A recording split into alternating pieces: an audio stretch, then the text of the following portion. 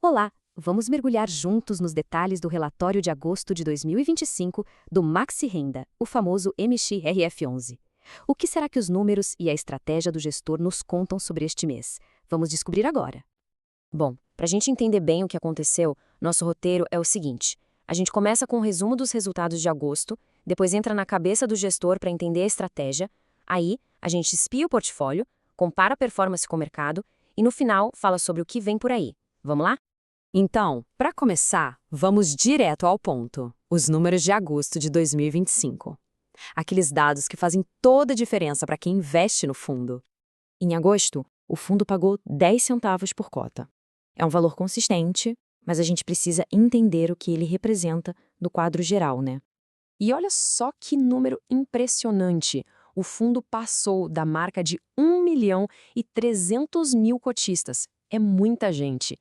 Isso reforça a posição dele como o maior FII do Brasil nesse quesito, uma base de investidores realmente gigante. E como esses números se traduzem em rentabilidade? O fundo entregou um yield mensal de mais de 1%, batendo o CDI. Isso mostra uma performance bem robusta, mesmo num cenário econômico que sempre pede um pouco mais de atenção. Agora que a gente já viu os resultados, vamos tentar entender a estratégia por trás deles? O que será que o gestor do fundo está pensando e como ele está navegando no mercado? A estratégia principal do fundo é muito clara e consistente. O foco é em certificados de recebíveis imobiliários de alta qualidade, os CRIs. Para quem não tem familiaridade, CRIs são títulos de dívida ligados a negócios imobiliários.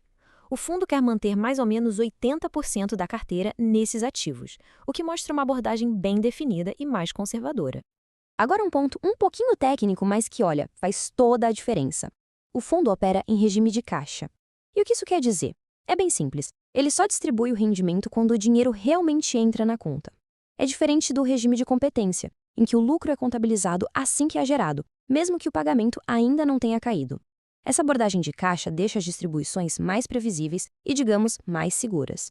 E olha só um benefício claro dessa abordagem: a capacidade de criar reservas.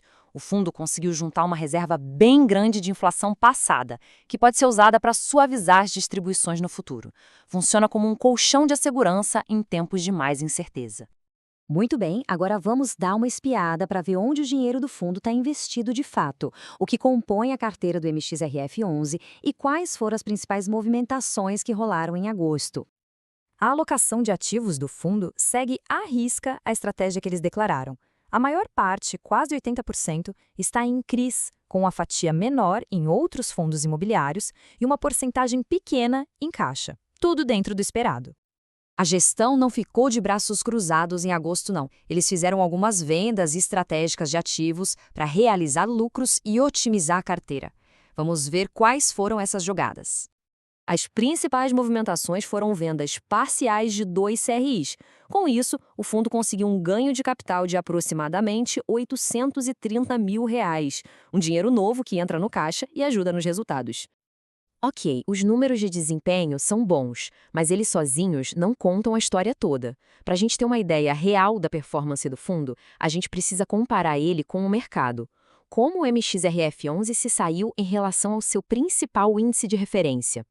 Em agosto, o retorno total do MESH XRF11, que leva em conta tanto os dividendos quanto a valorização da cota, superou por pouco o IFIX. E o IFIX é o principal índice dos fundos imobiliários no Brasil, então ficar à frente dele é sempre um sinal positivo. Depois de olhar para o passado e para o presente, chegou a hora da gente olhar para o futuro. O que será que está no horizonte para o MXRF11? E o que quem investe no fundo deve ficar de olho? A grande notícia do momento é a aprovação da 11ª emissão de cotas do fundo. Isso significa que o fundo está se preparando para captar uma nova e significativa rodada de investimentos. É uma jogada importante que pode impactar bastante o futuro do MXRF11. Essa emissão é focada em investidores profissionais. O objetivo inicial é levantar quase R$ 1 bilhão, com um preço de subscrição de R$ 9,64 por cota. Para quem acompanha o fundo de perto, uma data para marcar no calendário: 13 de novembro.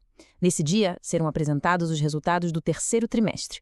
Vai ser uma ótima oportunidade de ver como o fundo está se saindo nesta segunda metade do ano.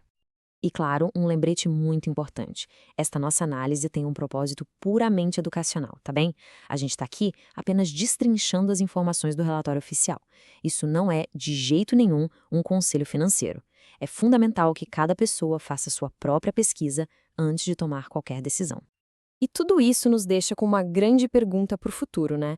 Com quase R$ 1 bilhão de dinheiro novo podendo entrar no caixa, como é que a gestão do fundo vai aplicar todos esses recursos para conseguir manter a rentabilidade, especialmente num cenário econômico que não para de mudar? O sucesso futuro do fundo vai depender muito da resposta para essa pergunta. Agora é aguardar e acompanhar os próximos capítulos.